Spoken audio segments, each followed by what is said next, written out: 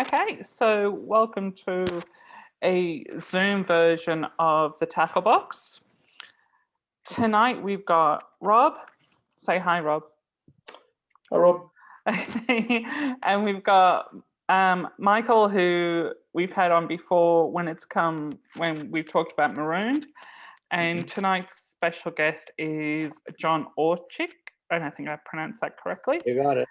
From Cop Shop and Prisoner and a whole lot of other Australian TV shows and movies. So welcome, Michael and John. In fact, John, if I may say, I think your resume reads like a list of the classic TV shows of Australia. I really Yeah, it kind of felt a bit unreal even at the time, I think. Yeah. It's like meeting him is like meeting entertainment history. I mean, Yeah, he was exactly. in number 96 doing things that my mother wouldn't let me watch. I'm going, I want to watch this show. All the boys at school are talking about it. And he's on it. I've got the dubious record of having the first male kiss on Australian television. So Really? Oh my God. me and Joe Hashem in 96 in the movie version of it, yeah.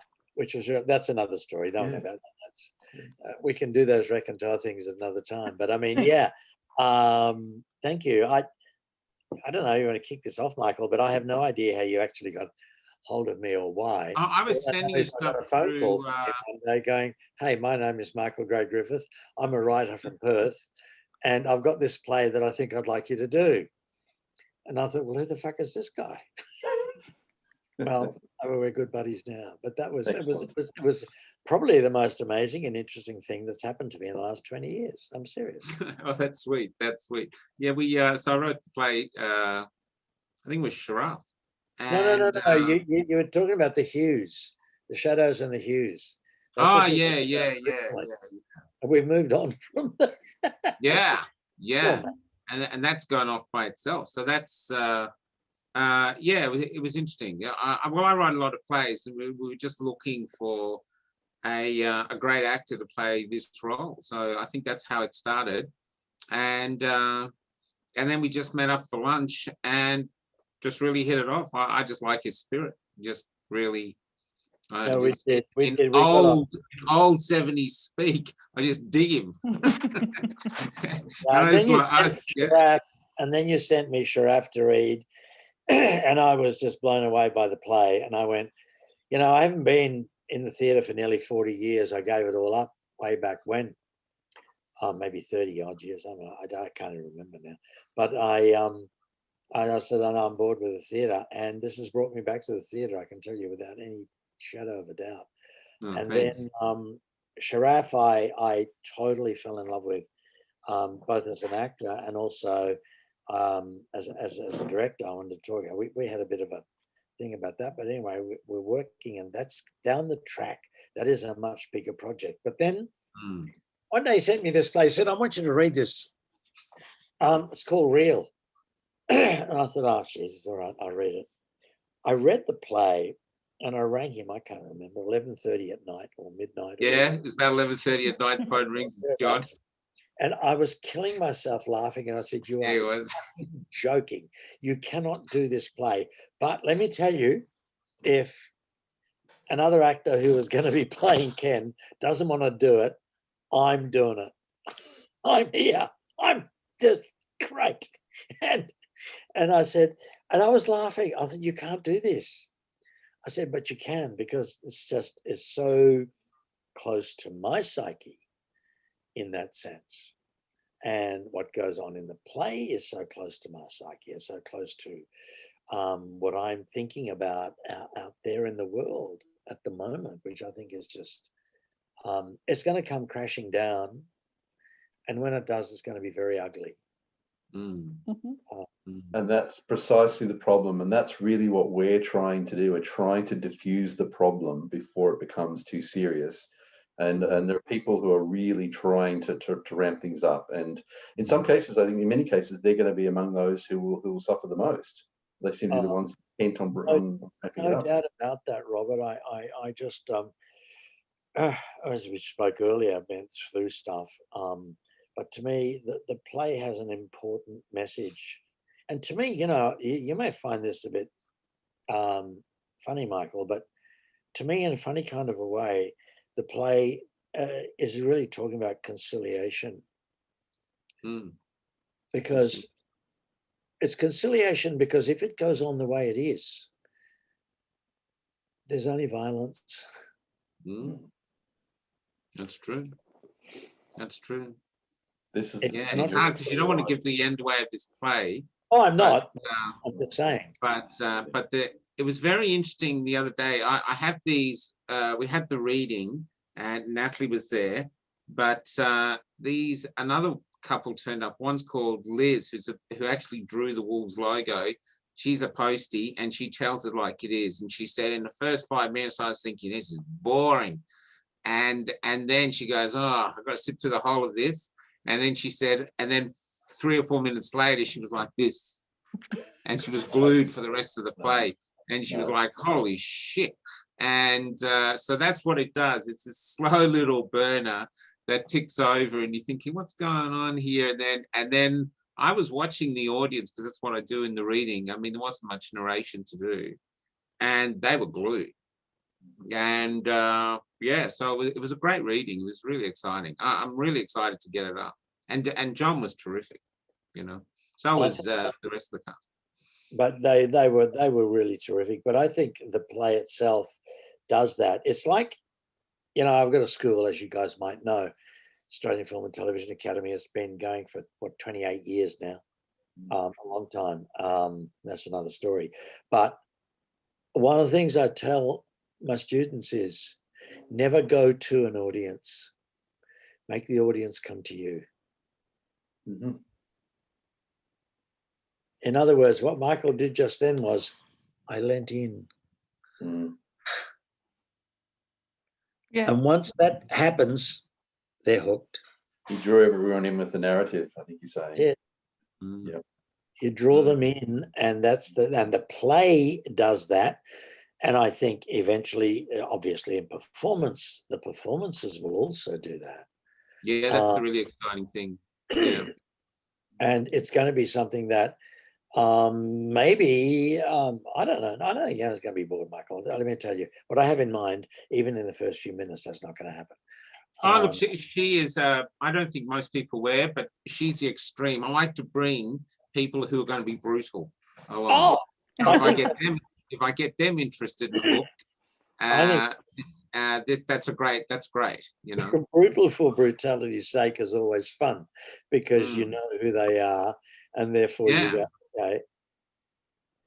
I think she once wrote I keep her little Facebook posts, and I think one of her things was she saw another play and she said, these guys do some really fucking good shit. And I thought, that's great. I love it. That's my favorite. No flowering, no explaining. That's it. And she's this great artist. I mean, the wolves that she drew, I'd like a tattoo of that, But I had a few people. I had a few people along. I had a couple of people along who had spent a lot of time in LA, which I didn't tell you about, and that who were friends of mine, and they came out here, and they've been in the business a lot, and always hooked up with Emma and co when I went to LA, and she came back and she said, take this play to America now, you'd kill them. Wow. Yeah. And she said, you'd raise a lot of dust and there'd be a lot of blood flying around, but you'd kill them. So what sort of timeframes are we looking at with the new play reel? When do you think we might as soon as we get out of lockdown, we might start rehearsing it. We were hoping to do it for the end of July. And that one of the reasons we were interested in this interview was the grant people will not look at this play. In fact, I doubt very much if they get halfway through it, put it down, and then be washing their hands and going, I didn't even touch it. All of it's scary, isn't it? It's all a bit scary. Yeah, it is. Yeah, it would terrify them. And the thing is, that's why it was so interesting, the audience. I was thinking, who's going to be offended in the audience? No one was offended. They all loved it. And that's where you try to bring a diverse group. The one person who didn't come, which is, I told Natalie and John, was a lady who reads all of my stuff. And she's a big fan of my stuff. She hates the play. She was really angry about it because imply in the piece that a woman would lie about being sexually molested, and she was saying you cannot put out the suggestion that a woman would lie about that. Well, and, if we want to talk about that topic, which is why you see the funding people are going to go, oh, yeah, Yeah, not mine. and yeah, that's why the play is quite cheap to do. It's not actually, doesn't have much of a set.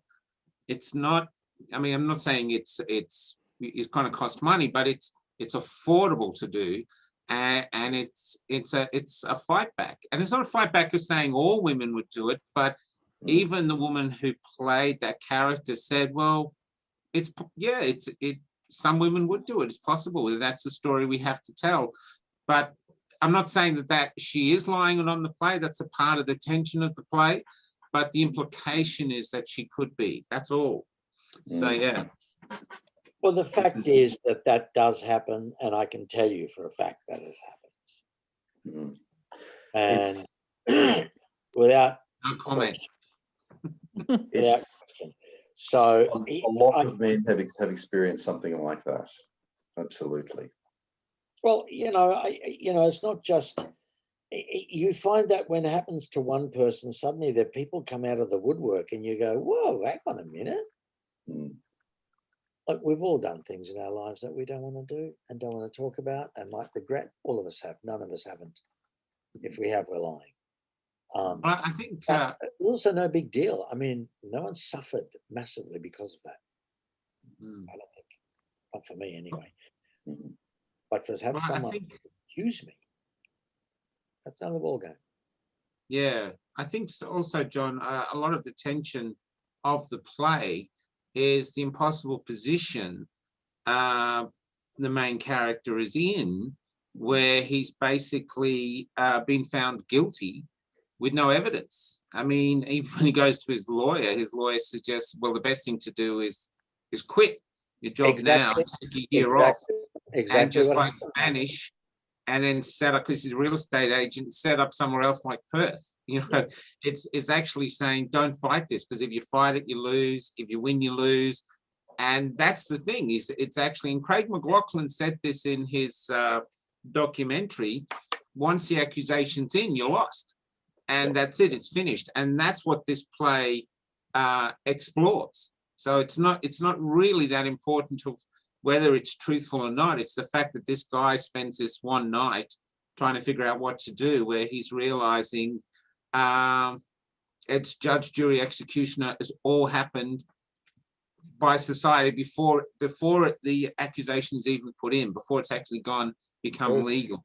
So he's got one night. In the morning, the girl's going to make the complaint official. So he's got one night to try save all he's worked for and all his life and everything like that. And that's the tension of the play. It's also avarice versus avarice.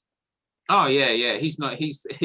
There's, I didn't try to make it, this is this poor, innocent guy. And this is, no, everyone's dirty, but it's like predators. All dirty. Everyone's dirty. But that makes it fun, But, and so also that makes you always wondering, which one's telling the truth? And that's also the tension and the fun of the play. Is everyone's going, what's going on? You've got to wait to the last few moments to find out. So it's a judgment call on you, but underneath that judgment call, regardless of who's telling the truth or not, the comments that he makes, that the accusation itself has finished him. Once it's made official, it's finished him. That's real. And that's what the play's called, is real. And that's real. We saw it with Craig McLachlan. We saw it with Jeffrey Rush. Even though Jeffrey got $1 million in compensation, all the rest of it. Yeah. But it's still huge. There's so it's a very, very, very interesting. And so that's that's not the only thing in the play, but that really holds the gripping tension of you put ordinary people in an extraordinary situation with a lot to lose, and well, who knows what will happen? And that's the play. That's absolutely true. Ordinary people in extraordinary situation. Yeah. It's absolutely fabulous, Michael, that you're looking at that and having the courage to do that, because, as you say, it makes a lot of people afraid. You're having problems with funding now, I believe, because they're not wanting to back it. This is, by the way, Cassie J had this with the Red Pill documentary. It's about the men's rights movement.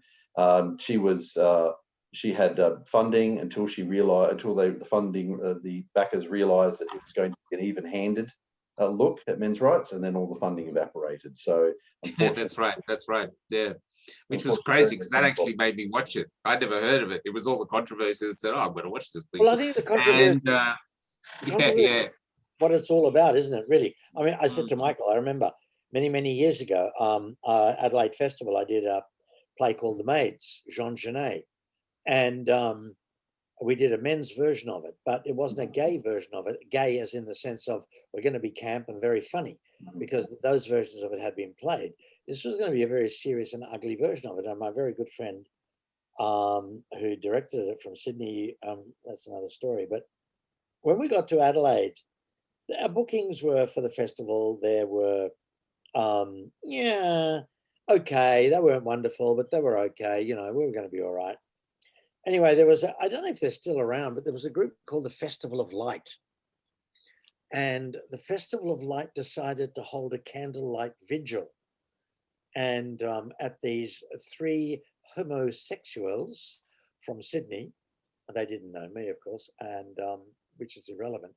But my friends who were in it were the 3 of us. I wasn't, but that's... And they held a candlelight vigil outside the theatre to protest the production of the play, which was wonderful.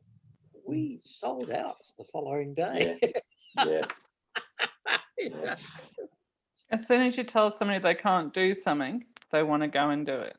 We sold out the following day. And I'm Alexander Hay, who was a very, very wonderful man and a great director and a great actor, was one of the founders of NIDA way back. He used to teach way back in the 50s, 60s and 70s.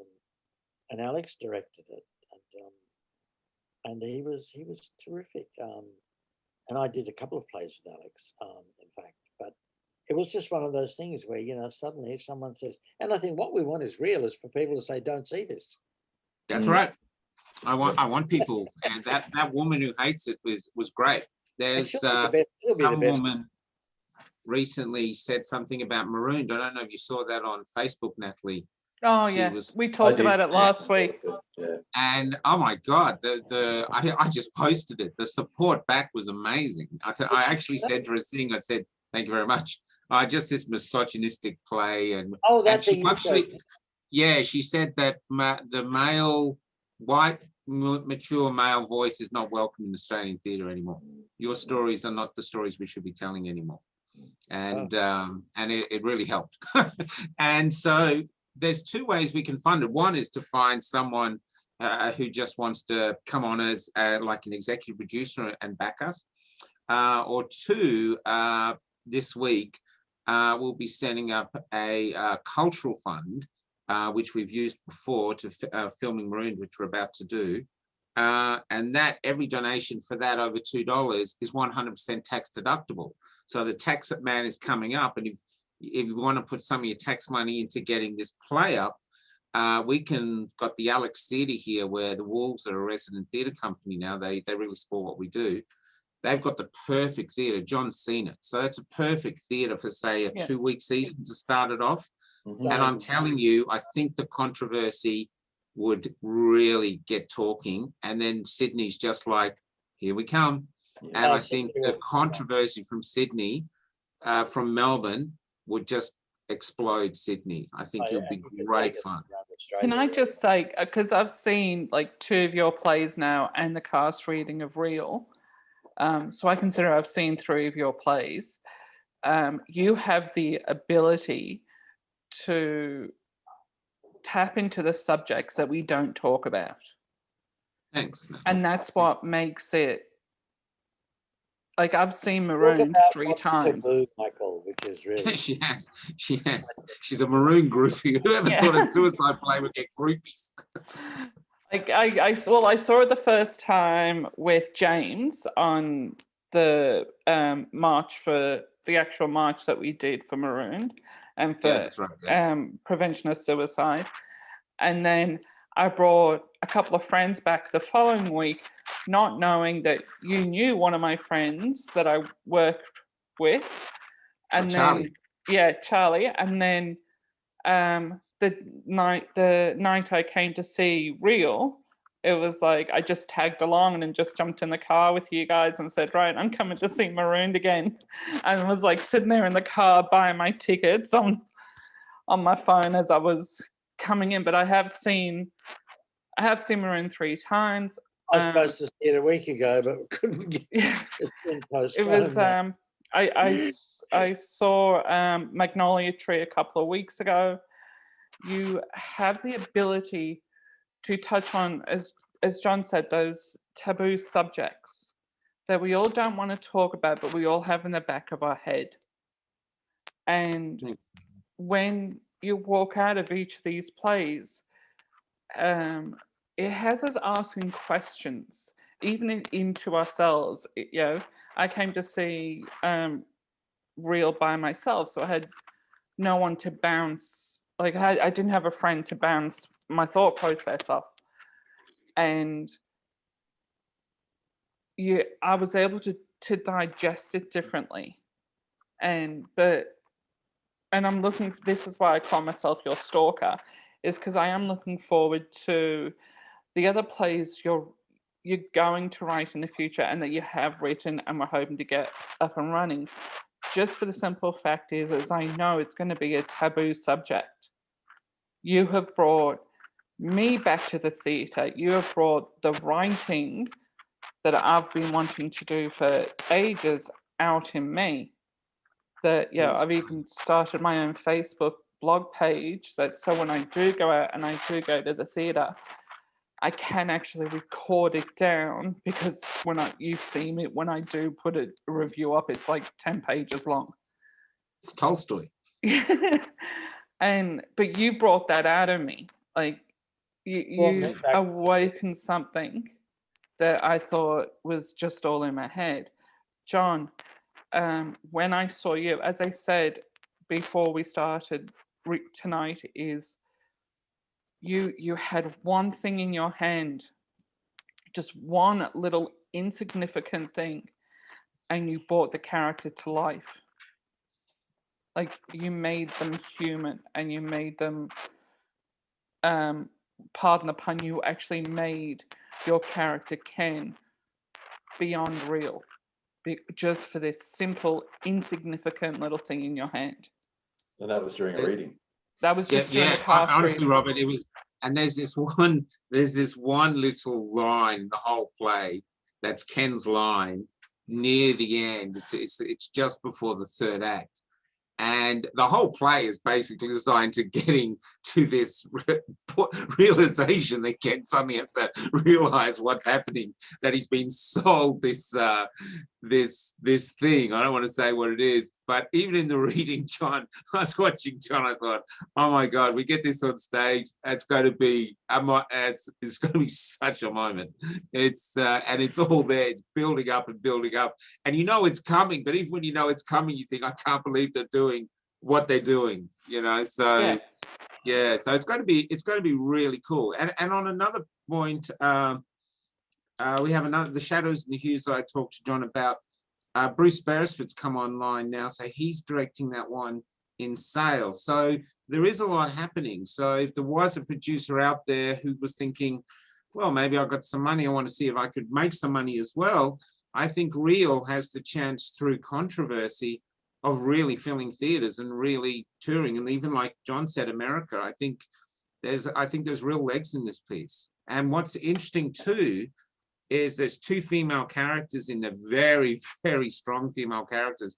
One of them is incredibly strong, and every actress that reads it goes nuts for it. So it's not just bad men and this women bad thing. There's just strong characters. So it's got a very strong female presence as well. So it's not very strong characters, and they're and they're not just bound by simple boundaries. They have complexities in them. Lang is complex, really, even though on the surface it appears Lang is just merely out there to make a buck and to totally fuck the system in many ways and make use of it. Monica, on the other hand, is not going to let this happen. It's kind of like Arnie Schwarzenegger versus Arnie Schwarzenegger in many ways. Even though they don't know the fact that they are battling against each other, they are, but it's that unknown quantity in the middle that once Lang realizes who the real adversary is, it's too late.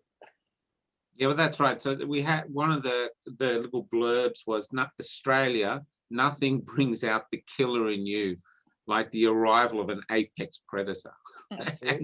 and that literally is it, you know. So it's I think it's really interesting, and I'm just confident by the feedback. Well, Natalie was there, the reading, the audience loved it. Yeah. You know, I don't think there was one punishing. person in the house that, and I mean, I think I have to go back to like the very, very stream, even before the play started.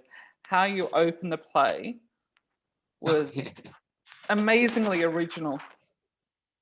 Like it was, It has, it was yeah.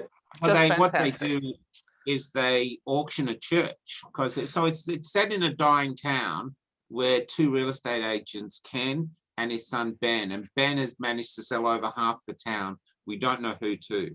And the play starts at the moment, literally 10 minutes after he sold the church. He's auctioned the church. He was baptized in, married in twice. Twice. At first one was an audition, and then and so he's done that. And so what they did, we did it for fun, and we're going to keep it in the play now, is they start with this auction, and people in the audience can auction anything except money. And so we had people offering their daughters and their husbands, and it was crazy. Yeah, it was crazy. And it started like a bit staid at first, and then suddenly people were getting into it. And I was thinking, you get a real audience and you don't know what you're going to get. And suddenly everyone's fired up, and then we're straight into the play. It's really cool. That's part of the originality of it. It's like part of the originality with Magnolia Tree, where at the end it's up to the audience to decide the ending, not you as the writer. And Marooned, well, let's not even go there. We already know I'm a fan. You know, I think I still cannot look at certain characters. Mr. Kane, Mr. Yeah. Gregory Kane, no longer with us. Greg Kane kills me. Big active man. But as I said before, that you have this ability to tap into the human psyche, and we was like, no, we don't want to hear about this, la la la la la la. But inside us, we're intrigued, and it brings you forward. We want to know what these characters are doing, even the ones we hate. We want to walk up to them and bitch slap them. You know, John's character Ken, I wanted to walk up and give him a hug and protect him. You know, it was that's what you brought out, and I think it's very hard to bring that out in people, and somehow or another, you managed to do it. It was the same in Magnolia Tree. Actually, no offense to Rowana, I actually wanted to bitch slap her in Magnolia Tree. But you did the same thing with Toddy Goldsmith in Magnolia Tree. Is you had a tissue up her sleeve, and it was like, that is such a human thing to do, is have a tissue up your sleeve. That wasn't me, that was her, but yeah. Yeah, but that's what I mean. It's like, instead of just addressing them, it's just this tiny, tiny little thing that makes them human. And going back to Marooned, and it was the difference with the cast. With when Chris played the tough guy in Marooned, I wanted to go up and hug him and protect him and go, I could see this soft side in him. And I'm sorry, I've forgotten the new guy's name that plays that character. Darren Moore. Darren. I found that I was more like, I know you're tough, you're on your own. But they both brought out different emotions of the same character. Well, what I love about theatre, to be honest, is especially the script's only the starting point.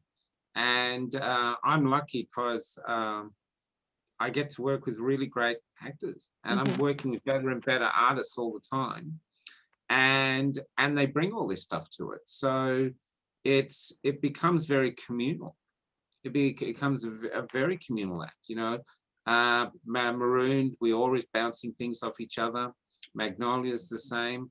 John and I have been doing it a bit with Sharaf and Real. And I really enjoy it. And what happens is, it's a really strange experience, is that people suddenly communally come together and they want to tell the one story. And I think as long as everybody knows what the story is they're telling, we're all telling the same story, that's very, very exciting. And if the actors are getting goosebumps in rehearsal, then I find when it goes to stage, that translates to the audience being affected as well. So that's what I love about it. And I'm just this part of a thing, you know. I'm just lucky because I sort of start the beat and then the others come on. You know what I mean? I mean, you're right, Michael, in that point of view. I mean, I also think that, you know, I had this argument the other day with someone that really drives me around the bus. She's too young anyway, because I can't feel it. And I said, I don't care what you feel. What do you want the audience to feel?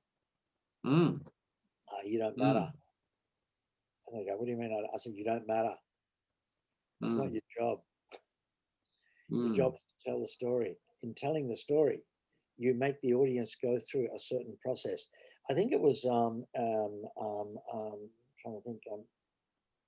It was American writer, sadly no longer with us. Also an actor, very good actor. Anyway, Sam Shepard, who said that to him, the theatre is never the telling of a story. The theatre is an experience for the audience to walk out of. And I kind of find that a very, very interesting statement. In other words, you may have entered that theatre or that hall or that whatever, but you don't walk out the same. No. And that to me is what it's about. And I'm sorry, but for the last 20 odd years, I've not seen anything that I've wanted to do. And yes, Michael Chekhov was wonderful, and so is, and Anton rather, and all the rest of it. But we've been there, done that, and I've done that, and I'm bored with all that shit now. And I'm not bored with Shakespeare because that's something you can never get bored with, I don't think, for me anyway. But for a lot of the other so-called classics, you go, ho hum, this is kitchen sink drama now. Television does it better, in fact. See, I thought it was just me. I thought I'd lost my passion, or I'd grown, you know, I'd grown up, I'd had kids, my brain was elsewhere. I thought it was all this that No, you I stopped thought having an theatre experience. wasn't real. But You stopped having an experience. Yeah. The theatre is about going in and having an experience, not about sitting back and going, "Oh, wasn't that wonderful, darling?" Yeah, no, I was finding it very redundant that going to the theatre was like, I thought the plays themselves were redundant, and then coming out of it, I'm thinking, oh, it's just me because I've got this on my mind or this on my plate. But I think you're right. I think for the last 20 or 30 odd years, the theatre has sort of been dormant. And I said, like, video killed the radio star. It killed a lot more because anything and everything was all of a sudden freely available. Except the radio star's now reborn. Yeah. And I think COVID's actually one of the great things that COVID's done is now, instead of choosing to go out whenever we want, we're wanting to go out because we can't. So we want to go back to the movies. We want to go back to the theatre. We want to go back and experience all these things. And, you know, Michael is just does them amazingly. We also want to go to somewhere where we know we're going to experience something. Yes. And not just go through the motions. This is, you know, it's something that I think that we want to walk out and talk about.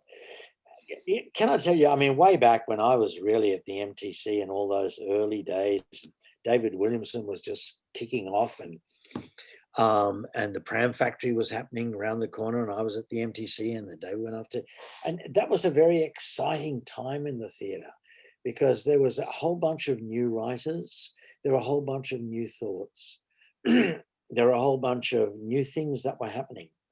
And I think literally since probably the mid-70s, that's been the ball game. Nothing much has really happened. Now, I did Siren, David's play, many, many years later, which we opened here in Melbourne at the Athenaeum, and then toured around Australia, Perth, and a couple of other major cities.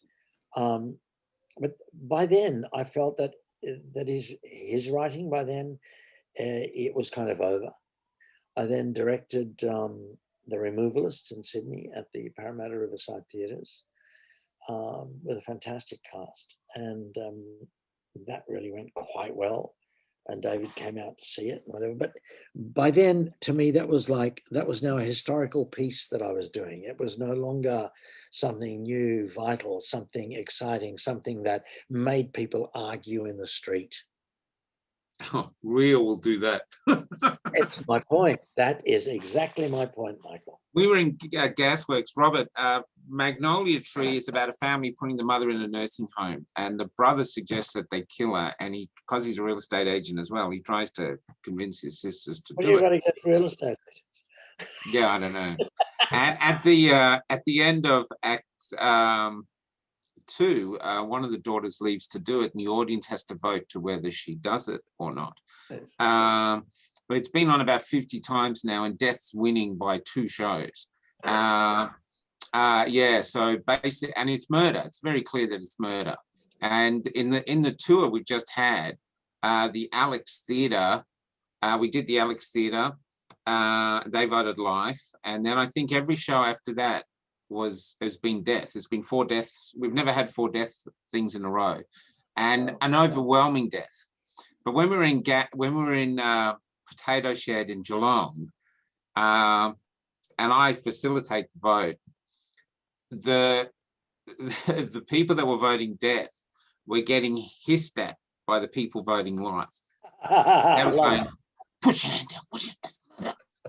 They were glaring at them. I saw people hitting other going, push your hand down. It was this, and I was just sitting up at the front going, very emotive. Fucking awesome. That's great. Yeah. I just loved it. And then they talk forever. Ezra Bix, who was in that play, he's been doing plays for 40 years. He says he's never seen a play where you come out and all the audience is talking about is the play. And they talk for hours, which way to vote, this way, because there's all these different issues. But that's what I love it. That's such a buzz. And I think Real is going to get some serious arguments happening. There'll be people going, oh, this, and I think there'll be people who've basically been very quiet in this long period suddenly going, well, actually, no. And so I think it could be a very interesting time after the play in the pub or in the foyer. It could be very interesting. Might have to wear a flak jacket. But I really believe the theatre, and this particular theatre, not all theatre, but some theatre has to really rock the boat. And that's what I like about John, because when I met John, he was like, oh yeah, this got to fucking rock the boat. And I was thinking, thank you. And so that's what I'm interested in. So you come and see Real, we can get this funded. I mean, we're not going to rock it. The chance I'm going to sink it.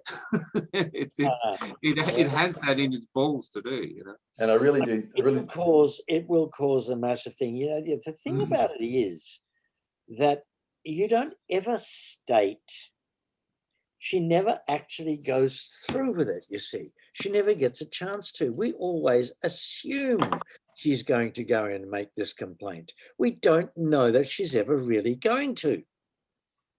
We make that assumption. She's playing a game. But And I think everyone's going to jump to that conclusion. I think your timing is perfect. They'll jump to the conclusion depending on where they politically sit. Totally, exactly. That's where because and that's what happens. Yeah, that's what happens with Magnolia Tree as well. A lot of people who've put their parents in nursing homes actually vote for murder. The ones that have actually been through the nursing home process vote for death. And that's when people go, how do they vote? The ones who haven't. So it's so it's really interesting. I have to say, with Magnolia Tree being part of the audience at the Alex, I found that a lot of people that voted for life were like older people, like in the 60s. So it was sort of like, no, I'm voting for me to live because my kids are going to be thinking of that in like 10 or 15 years of putting me into a nursing home. That's really what it looks like. I don't want to cement it. Yeah. Cement the idea. No, I want to live no matter what. So it's interesting.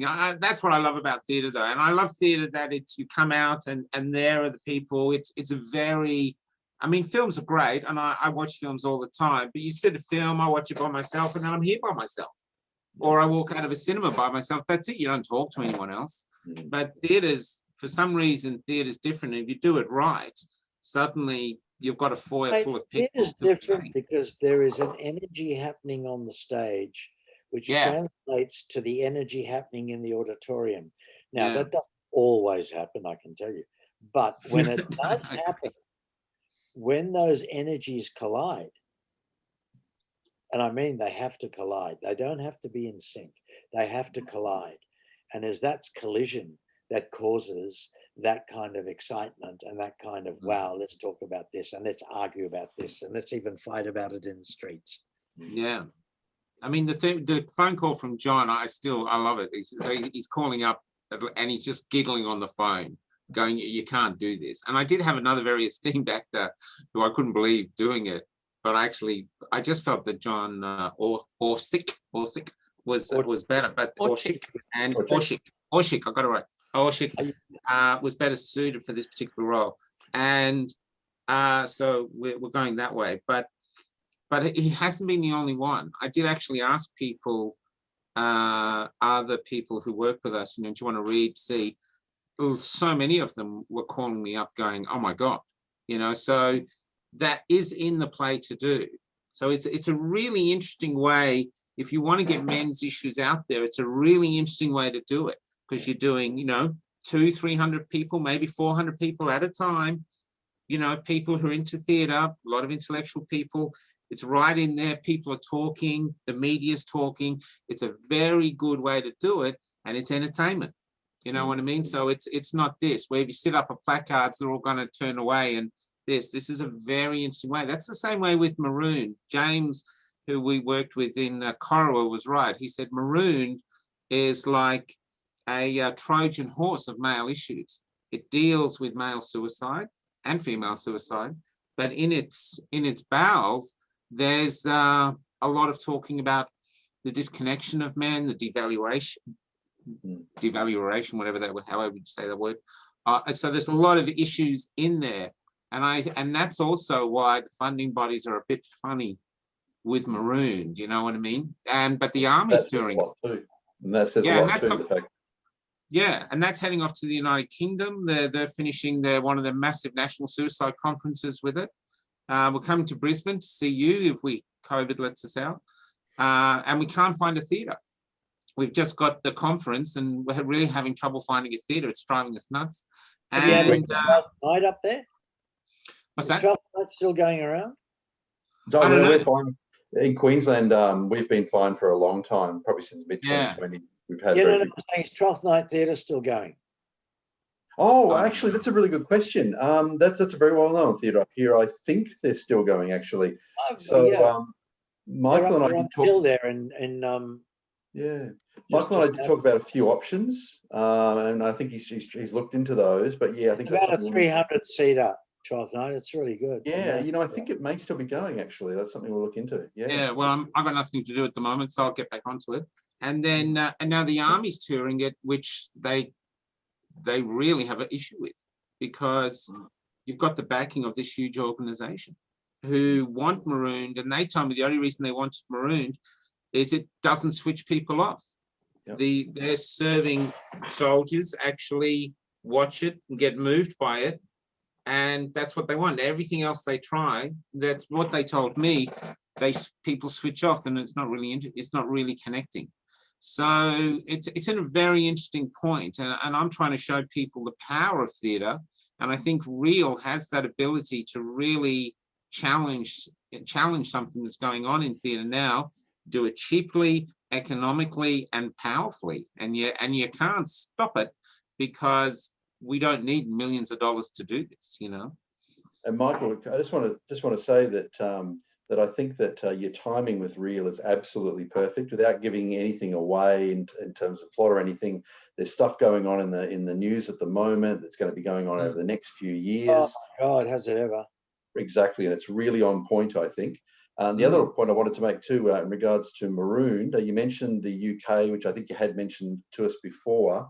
Yeah. I don't know how far developed that is, but we've got connections over in the UK, and I'll put you in touch with a few people over there who might be able to give you. Yeah, great. So it's a National Suicide Prevention Conference, and they're wrapping it up with a reading of Marooned cast by the National Theatre. Right. But they're making it, I believe they're going to make it an English show, not going to make it an Australian. So the big guy's going to be played by a Scottish guy. Right, they're adapted. Yeah. Fair enough. Yep. That's okay, that'll work. Scottish people. Yeah. Oh, yeah, Marooned. Yeah, we've read Marooned in English accents like Lock, Stock, Two Smoking Barrels. It's funny as shit. It is so funny. So, so look, I'm really excited. I'm just excited to be working with John. I really am. I mean, Sharaf is a really exciting piece, and we're doing an online thing of that now. But I think Reel could just be surprising. You get people going, have you heard about this play? I mean, it's just like this little rebel play that's going on, and you can't get in, And I think it's a very interesting way, because I'm not interested in putting women down, but I do think men need to stand up. And I think theatre, Marooned, that's why I'm always hitting the men's groups going, come and see this play. Because I was told when I pitched it to a theatre by a major woman in theatre, she said, you don't write plays for men. That's what she said. Men don't care. And then what she means is she's men don't care. What she actually meant is we don't care about men. That's what she actually meant. And so when this woman posted the other day, male white stories aren't welcome, we don't want to in Australian theatre anymore. And people saying, oh, who's this person? No, she is speaking for a lot of people. And you see that in the grants. I mean, there was grant submissions I've seen. And you're going, are you this? Are you this? Are you this? Are you this? Are you this? Are you this? There's only one box missing. Men. Are you a man? Are you male? Not there. Who are you aiming your play at? Every other demographic, not men. And that's true. People who advocate identity politics, they use the language of inclusion, but they're really talking about exclusion. Totally. Yeah, that's right. Totally agree. And that's why I think the way to fight back this is a very interesting way to fight back. Going, fine, we'll put on our own plays, like the blacks saying jazz music in America. We'll get our own art up, and the art's good, and we're filling theatres, and so go whatever. And so I think that's a very, very proactive, positive way to fight back. And the fact that there's very strong female characters in this shows that we're not actually a play about just putting women down, we're just rocking the boat. And we have some very, very strong points that we think are worth discussing. And the characters are real. Like you see, you either identify with a certain character or that character in your personal life. So that's the difference. It's not you're right, Michael. You're definitely not putting women down. And as I said, I've seen 3 of your productions now. You're actually showing very real characters. Like these men and women, like you see them.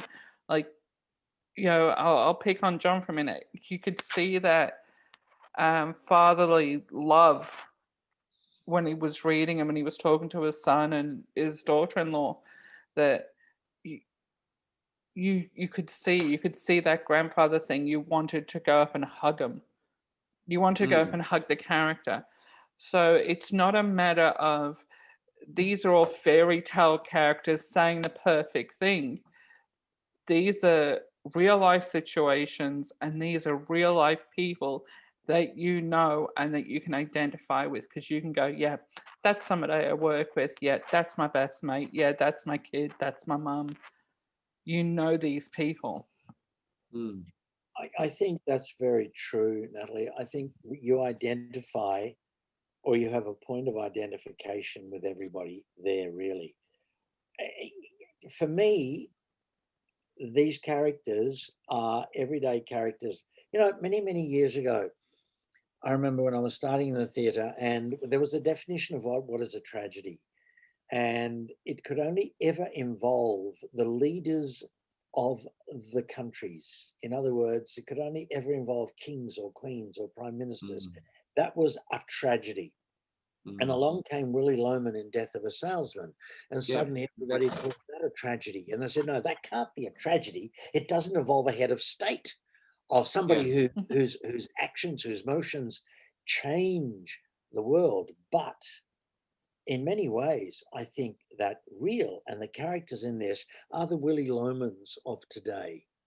In other words, we have a whole new thing that says, and it's not about putting women down at all. What it is about is putting down the women who want to put down the men. Interesting. Well, that's the same happens in Maroon. 1620, I see as a modern tragic character. That's what he is. He turns up in this suicide prevention play. He turns up broken, and I won't get into it, but that's what he is. He is a modern tragic man, a man who's tried to do everything that he thinks is right, and here he is broken because it's, you know. So yeah, I love my tragedies, but then so does God. Not that I think that I'm God, but God loves his tragedies, so why can't a little playwright, you know? It's tragedies, mate, so do you. He likes his comedies too, but he loves his tragedies. Now, Michael, you mentioned about we're able to do tax-deductible donations for Real and for the other plays as well, I think. Is that right? No, we set them up. I mean, it'd take us a few days to set up. And then it's like anything over $2 is 100% tax deductible. Yep. And so this week we could get it up and get back in contact and send you the link. And I think that would be a very interesting way. And I think if we could fund it that way, like based on this show, and they see that it's getting funded, that could really upset a lot of people, because controlling the funding is one way that they suppress voices. Because the only voices that get up are the ones they fund. That's very true. That's right. That's right. And so if suddenly this thing is getting funded, especially from a group that they, because what I said to this woman who said you don't write plays for men, I actually said to her, well, maybe you're not writing plays for men the men want to see. You know, my thing is that why should men come pay $75, $100 to come and see a play that basically says it's all your fault? You know, why do that? They get enough abuse from the normal world. Why pay for it? They get that everywhere. Exactly. That's right.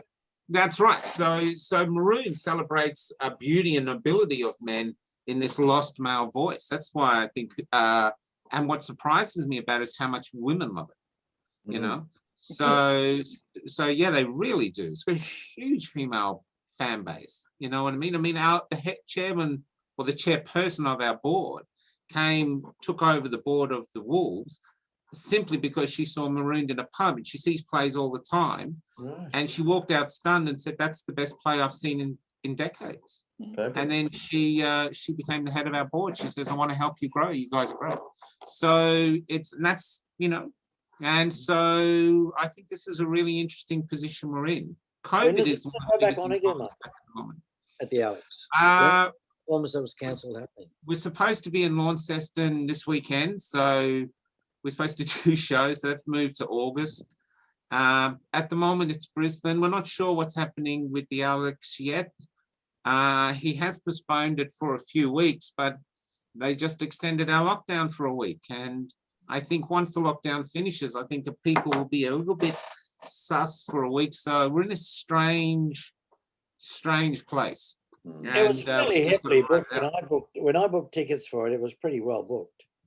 Yeah, it does well. It attracts a good audience, and hopefully not everyone. So we'll put it back on so those people still have it, and it does well. I think the last time I was on at the Alex, it did 2 houses. It did really well, and it's got a good following. And it's got, if you get on Facebook, there's loads of people selling it. You know what I mean? So, and the Sydney Morning Herald did this extraordinary review where they said it's a play that must be seen, and these voices must be heard.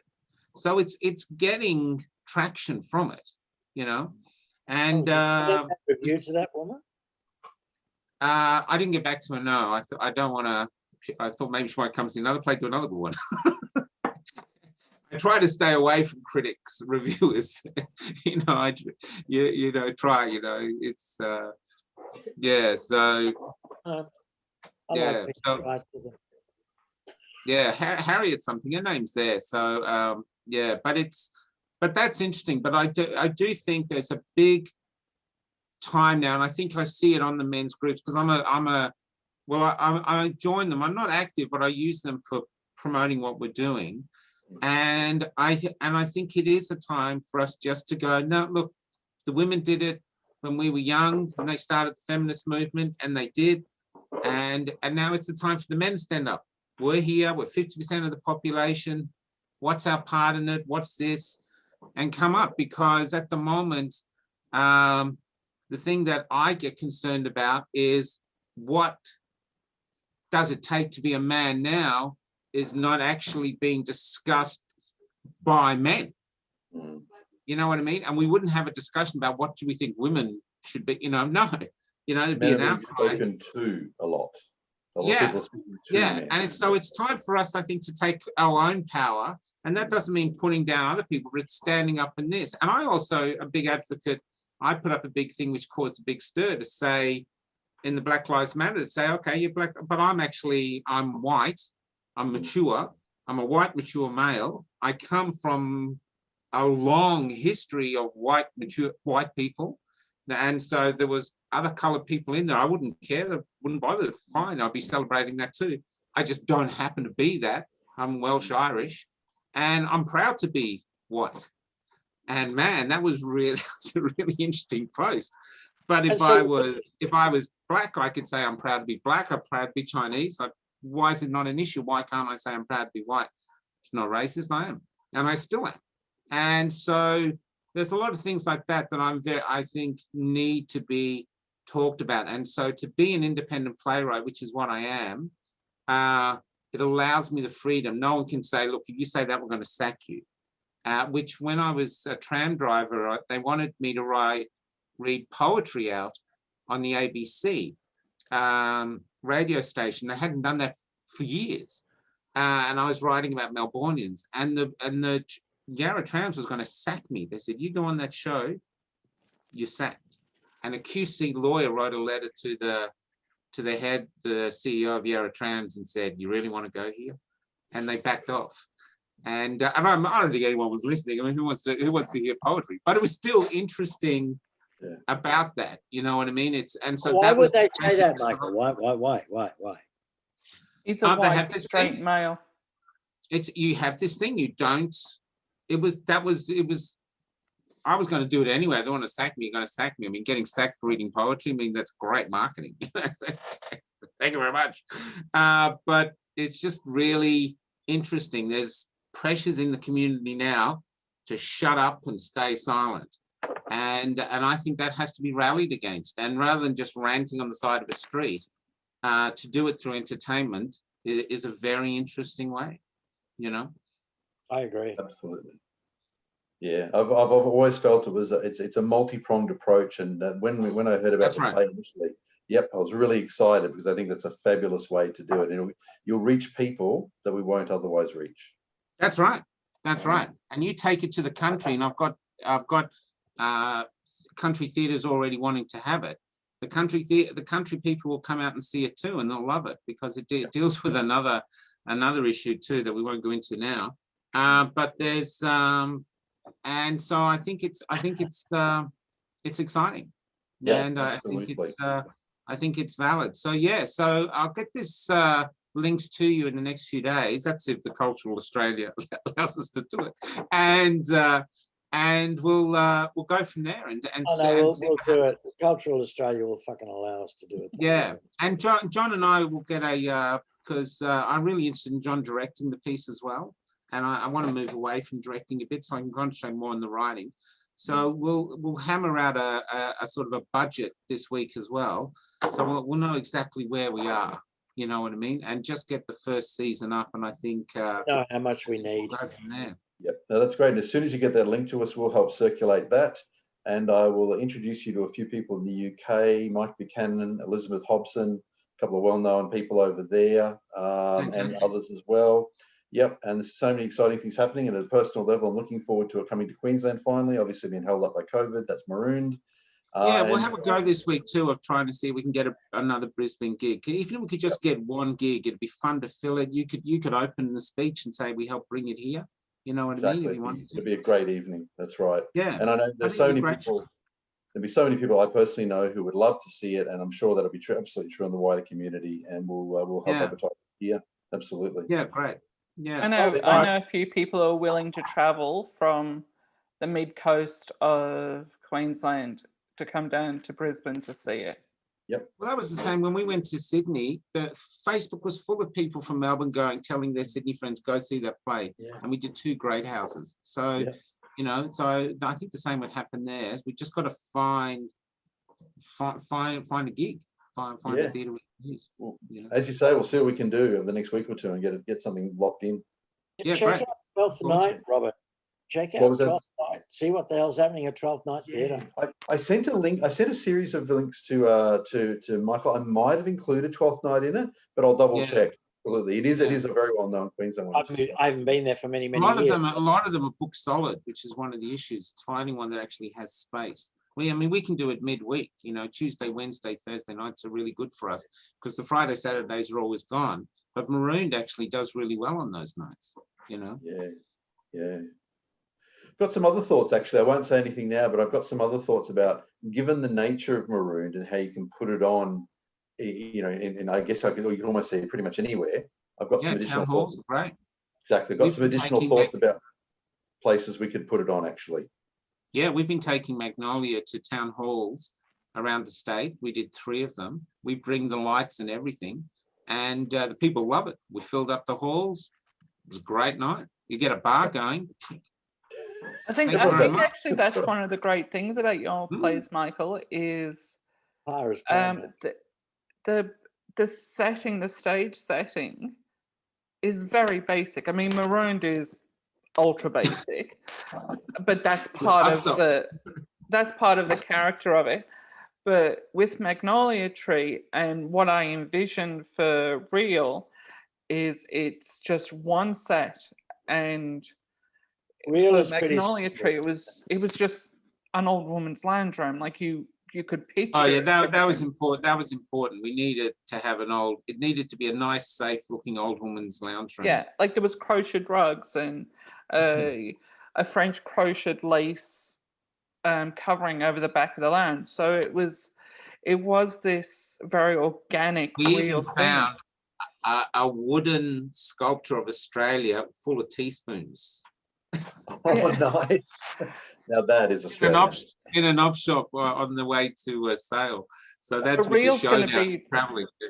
Yeah, Real's going to be the same thing. It's going to be something that you recognize, but a very basic, like, stage setting. There's not going to be anything. There's not going to be fireworks or bows and ribbons or anything like that. It's going to be what you see every day. Yeah, it's more theatre. It will be very simple because there's several locations in Real. Ken's house, their house, where Lang is, and ultimately the car and all the rest of that stuff, and the all-important chess piece. which Michael and I have talked about, and I've had an idea about that. But you can see how tangible it's going to be. It's not going to have to. You're not going to have to put on special effects for it or something. Yeah, that's right. Yeah. No. Yeah. I know. That's the thing. Yeah.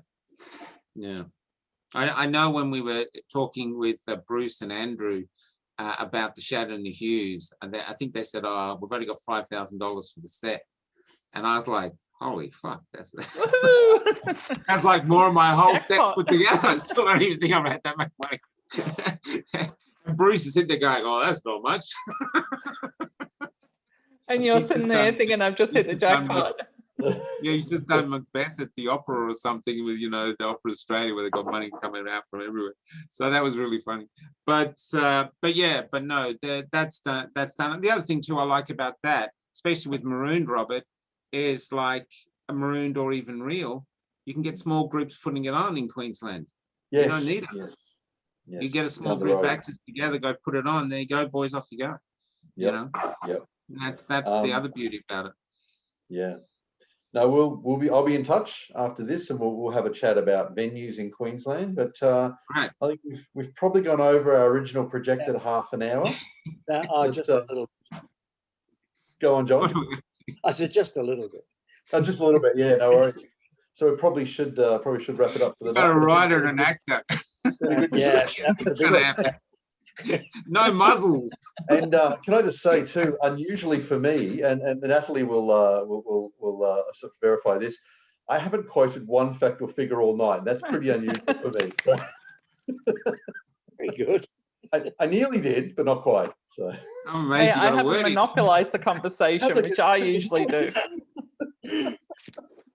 Well, I haven't been able to get Michael to shut up. I'm trying to get it myself. That's Thank you very much, guys. Michael, it's great to talk to you again. John, lovely to meet you. Thank you so much for coming on the show. Really, very good. Really lovely. Appreciate you too, Natalie. And I will see you guys soon. Yeah, so I look forward to seeing Real again. You will. Yeah, me too. In a Real. Okay. Get ready. Real's coming.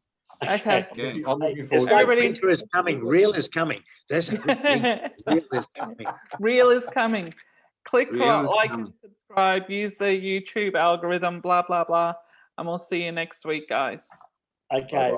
Thanks, guys. Bye. See you, Bye. Bye.